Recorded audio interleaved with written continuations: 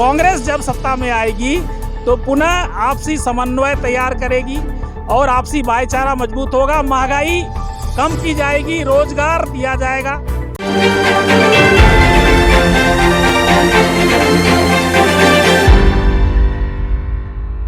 नमस्कार, आप देख रहे हैं हकीकत आप तक। आज हम आपकी बातचीत उस शख्सियत से कराने जा रहे हैं जो कि कांग्रेस के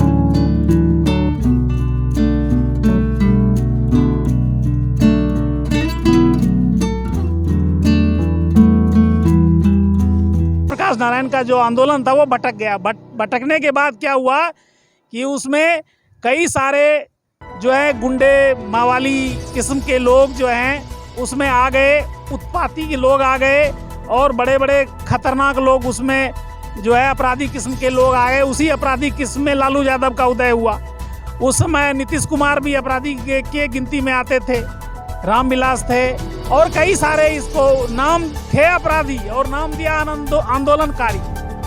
और उसके बाद इसकी शिक्षा नीति खराब होना शुरू हो गई। उसके बाद क्या हुआ कि कर्पूरी ठाकुर जो है बने वहाँ पे मुख्यमंत्री। उन्होंने बिहार की शिक्षा नीति को बिल्कुल बर्बाद करके रख दिया।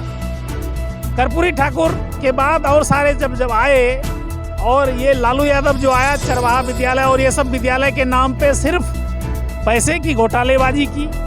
और इसके लालू यादव के साले साधु यादव और अनिरुद्ध यादव, ये सब बहुत सारे जो उनके चेले चपाटे थे, बच्चा यादव, सब जो बहुत ही खतरनाक जो गैंगस्टर जो अभी बंद हैं। ये पप्पू यादव उसी का चेला था जो कि 32 मर्डर केस और कई सारे केस में ये सारे जेल की सजा काट रहे थे। शहाबुद्दीन खतरनाक अपराधी, ये सारे लालू के गैंग के लोग थे। इन लोगों ने पूरा बिहार को बर्बाद करके रख दिया। उसके बाद फिर नीतीश कुमार आए। नीतीश कुमार को लोगों ने पलटू चाचा का नाम दिया क्योंकि ये सत्ता के लोभी थे। ये कभी बीजेपी के साथ मिल जाते थे, कभी कांग्रेस के साथ, कभी जो है आरजेडी के साथ, कभी आरजेडी के खिलाफ, कभी महागठबंधन में, कभी। लेकिन इन्होंने अपनी सिर्फ कुर्सी बचाए के रखी और बिहार की शिक्षा नीति को बर्बाद किया।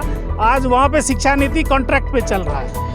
उसके बाद आ जाइए सड़क, जो प्रधानमंत्री ग्राम सड़क योजना था मनमोहन सिंह के टाइम में 2004 से 2014 तक। हम कांग्रेस के राष्ट्रीय नेता हैं और आदरणीय मनमोहन सिंह के कैबिनेट में उनके सलाहकार समिति में थे आदरणीय प्रधानमंत्री मनमोहन सिंह के। तो उस समय हम लोग बिहार में जाते थे विकास के लिए, कार्य को लेकर के। ये लोग क्या करते थे, केंद्र के मुद्दों को भटका देते थे। जो भी सड़क बनता था, जो भी करता था, वहाँ के ठेकेदार लोग उसको तोड़ करके फिर जो है उसमें पूरा घुसपैठ करते थे और भ्रष्टाचार करते थे। और ये सभी लालू यादव और उसके चेले चपाटे और नीतीश कुमार इसके चेले चपाटे का हाथ रहता था। यहाँ की प्रधानमंत्री गरम सड़क योजना में वो क्या करते थे, बिहार मुख्यमंत्री अपना वोट लगा देते थे। काम करे केंद्र सरकार, मनमोहन सिंह की सरकार, वो अपना वोट लगा देते थे और फिर जो है वहाँ का जो फंड होता था वो सब खा जाते थे। सृजन घोटाला जो बहुत बड़ा घोटाला हुआ, और चारा घोटाला में तो लालू यादव और उसके लोग बंद हैं ही। IRTC घोटाला जो रेलवे घोटाला हुआ, उसमें भी लालू यादव के सारे परिवार बंद हैं। तो इस घोटालेबाज जितने थे, इस नेताओं की वजह से बिहार प्रदेश का बहुत बुरा हाल हुआ और वो आगे चल करके विकसित नहीं कर पाया। बिहार में जो भी लोग जैसे नेता, बड़े वकील, बड़े डॉक्टर, इंजीनियर और IAS IPS बनते हैं, वो वहाँ रह के नहीं बनते। वो या तो दिल्ली में आके पढ़ते हैं या तो अन्य राज्यों में जाते हैं जहाँ पे कि अच्छे इंस्टीट्यूट में पढ़ करके वो अच्छा बनते हैं और अच्छे पोस्ट पर आते हैं। जैसे कि मौजूदा राजनीति में नीतीश कुमार एक दलित चेहरा है, कम सीटें हासिल करने के बावजूद भी उनको फिर भी गद्दी सौंपी, तो बीजेपी से उनका गठबंधन था। उसके बावजूद लेकिन बीजेपी अब साथ है, तब भी तो बिहार की स्थिति बदतर होती जा रही है। इस पे क्या कहना है? देखिए, एक्चुअल में क्या है कि बीजेपी और नीतीश कुमार ये एक ही थाली के चट्टे बट्टे। इन्होंने विकास करना नहीं है। बहुत बड़ा जितना भी फंड अभी भी जाता है ना, वो फंड का घोटालेबाज नीतीश कुमार के मंत्रिमंडल में जितने भी मंत्री हैं, 95% मंत्री सभी दागी और भ्रष्टाचारी है, समझे। और खुद नीतीश कुमार का सृजन महाघोटाला, जिसमें कि हजारों करोड़ रुपया का घोटाला हुआ, उसके मुख्य आरोपी नीतीश कुमार हैं और इसके और बहुत सारे मिनिस्टर्स इसमें इन्वॉल्व हैं। चूँकि बीजेपी की केंद्र में सरकार है, इसलिए इसको अभी बचा के रखा है। जिस दिन बीजेपी हट जाएगी उस दिन जो है नीतीश कुमार जेल में नजर आएंगे सृजन घोटाले में। ये भ्रष्टाचार का नमूना है ना। देखिए क्या होता है कि अभी फिलहाल पिछले 6 महीने के अंदर 4 बड़े बड़े पुल ध्वस्त हुए। उद्घाटन होने के 6 दिन के अंदर वो पुल ध्वस्त हो गए। सोचिए उसमें कितने लोग मरे और सरकार का अरबों खरबों का रुपया बर्बाद हुआ। वो कैसे हुआ कि सिर्फ रेत पर सीमेंट नहीं डाला गया, गिट्टी नहीं डाला गया, और जो उच्चतम मानक होना चाहिए, जो अच्छे इंजीनियर एक मानक बनाते हैं पुल बनाने के लिए, वो मानक पे नहीं बना और कमज़ोर बना, जिसकी वजह से क्या किया इन्होंने, वो पुल ध्वस्त हो गया। थोड़ा सा तेज हवा आई और पानी का बहाव आया और वो क्या हुआ, ध्वस्त होकर के पूरा नदी में समा गया। तो ये देखिए भ्रष्टाचार की पराकाष्ठा है। सरकार के पैसे बर्बाद हुए। सरकार का पैसा कहाँ से आता है? आम जनता के इनकम से आता है। इनकम टैक्स लगता है और खाने पे टैक्स, जितने भी फूड प्रोडक्ट्स हैं, जो भी चीज़ें हैं, सभी टैक्स से वो पैसा आता है और वो सारे पैसे की बर्बादी हुई। तो हम लोग ये चाहते हैं कि अगर बिहार में और पूरे भारत में कांग्रेस की सरकार बनती है और कांग्रेस के साथ साथ जो अन्य लोग, अच्छे लोग जो आकर के एक स्वच्छ राजनीति की शुरुआत होनी चाहिए। जैसे कि पहले आदरणीय डॉक्टर श्री कृष्ण सिंह, डॉक्टर जगन्नाथ मिश्रा, भागवत जाजा, उस समय में बिहार की राजनीति बहुत ऊंचे लेवल पे थी।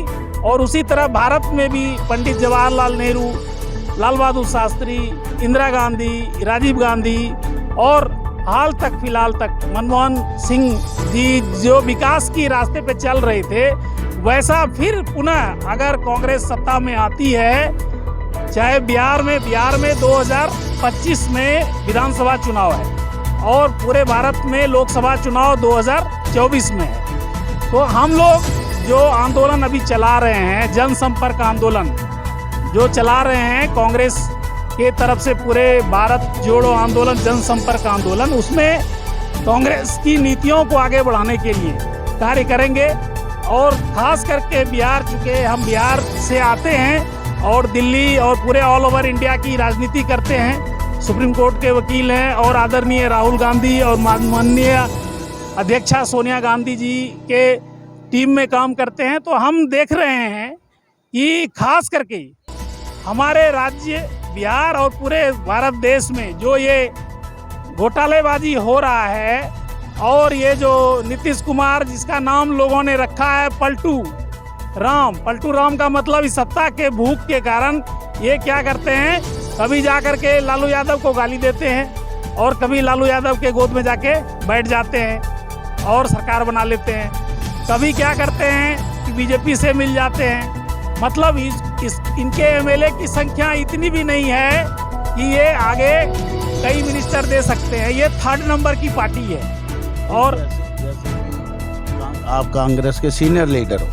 कल को कांग्रेस आपको कोई बड़ी जिम्मेदारी देती है तो कांग्रेस को वापस लाने के लिए आप क्या करेंगे, क्या प्रोग्राम है आपका? देखिए, खास करके जो भारत की राजनीति है, भारत की राजनीति में बीजेपी ने क्या किया, पोलराइजेशन किया, सिर्फ हिंदू मुस्लिम की मंदिर मस्जिद की राजनीति किया और लोगों को जो है आपसी वैमनस्यता, दुश्मनी, हिंदू मुस्लिम सिख ईसाई, इसमें दुश्मनी फैला दिया।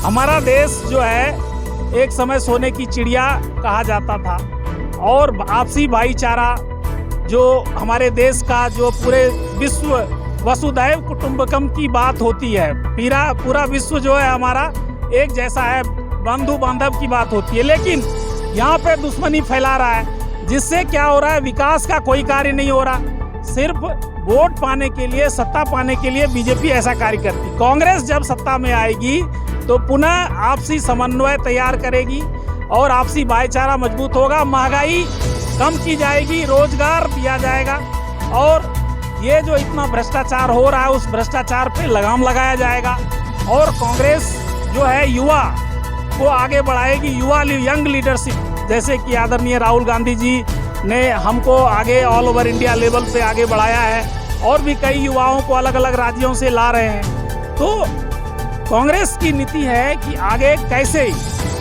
बिहार हो या अन्य राज्य, सभी राज्यों से देश बनता है। राज्य हमारा मजबूत होगा तभी देश बनेगा। आज दिल्ली की हालत देखिए कितनी बुरी हो गई है। दिल्ली राज्य नहीं है, ये केंद्र शासित प्रदेश है और यहाँ पर जो है कोई चीज़ सही ढंग से नहीं चल रहा है। अभी देखिए यहाँ के मिनिस्टर सब जो है जेल जा रहे हैं, भ्रष्टाचारी जो है अन्ना को ठगने वाले ये भ्रष्टाचार में लिप्त होकर जेल जा रहे हैं। तो ये सारी चीज़ें क्या है, इस सब आदरणीय जब शीला दीक्षित थी तो दिल्ली की राजनीति कितनी आगे विकसित थी। आदरणीय शीला दीक्षित जी के साथ हम लोगों ने काम किया है, कंधे से कंधा मिलाकर काम किया। उस समय काफ़ी विकास हुआ। ये जितने भी बड़े बड़े मेट्रो पुल देख रहे हैं, मेट्रो रेल की शुरुआत हुई, बड़े बड़े फ्लाईओवर बने, बड़े बड़े कॉलोनियों को बसाया गया और रोजगार के सृजन हुए, उद्योग का बढ़ावा मिला। ये सारे आदरणीय शीला दीक्षित ने दिल्ली के लिए किया। लेकिन केजरीवाल एंड ग्रुप कंपनी क्या है, घोटालेबाज हुए। अभी देखिए इनके सारे मंत्री जा रहे हैं धीरे धीरे जेल। तो इसी प्रकार पूरे भारत में दिल्ली, बिहार, चाहे हमारा पड़ोसी राज्य जो है हरियाणा है, पड़ोसी राज्य जो है हमारा उत्तर प्रदेश है, पड़ोसी राज्य हमारा राजस्थान है। राजस्थान में देखिए हमारे अशोक गहलोत साहब काफ़ी अच्छे काम कर रहे हैं। लेकिन आसपास में क्या हो रहा है, आसपास में देखिए हरियाणा की राजनीति। अभी हरियाणा में चुनाव होने वाला है। हरियाणा हम गए थे, अभी आदरणीय भूपेंद्र सिंह हुड्डा जी के साथ हमारी रैली थी। हमने देखा सारे लोग कांग्रेस की ओर आ रहे हैं। इसलिए आ रहे हैं कि मनोहर लाल खट्टर ने क्या किया, पूरे रोजगार खत्म कर दिए। जब से ये बने हैं मुख्यमंत्री, हरियाणा में एक भी रोजगार नहीं हुआ है। लोग जो है पूरा इधर उधर भटक रहे हैं, लोग जो है पछता रहे हैं। ये जेजेपी वाले और बीजेपी वाले ये सब मिल करके हरियाणा में पूरा बर्बादी कर दिया।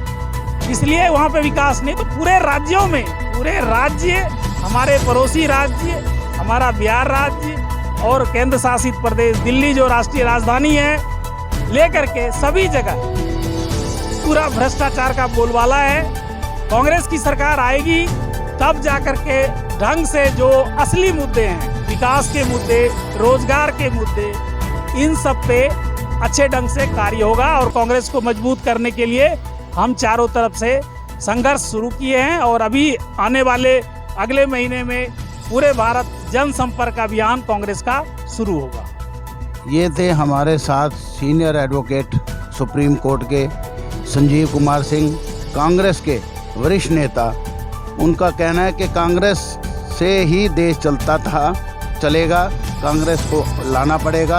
आम जनता भी सोच रही है कि कांग्रेस के बिना ये देश नहीं चल सकता, तो इसके लिए कांग्रेस ही एक विकल्प है। इसी के साथ कैमरामैन सुनील के साथ हकीकत आप तक।